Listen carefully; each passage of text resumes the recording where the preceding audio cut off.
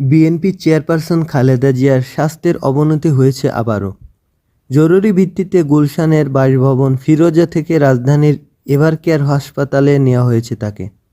সেখানে coronary care ইউনিটে ভর্তি করা হয়েছে তাকে। সিইউতে রেখেই তাকে চিকিৎসা ও পরীক্ষা নিরীক্ষা করানো হবে বলে নিশ্চিত করেছেন তার ব্যক্তিগত চিকিৎসক doctor AZ Zahid Hasan.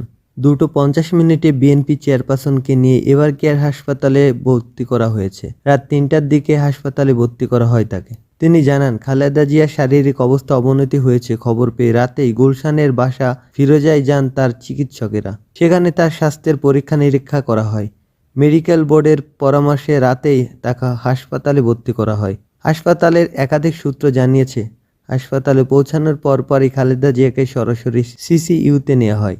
Liver cirrhosis জটিলতা বেড়ে যায় তাকে সিসিইউতে রেখেই চিকিৎসা দেওয়ার সিদ্ধান্ত নিয়েছেন চিকিৎসক।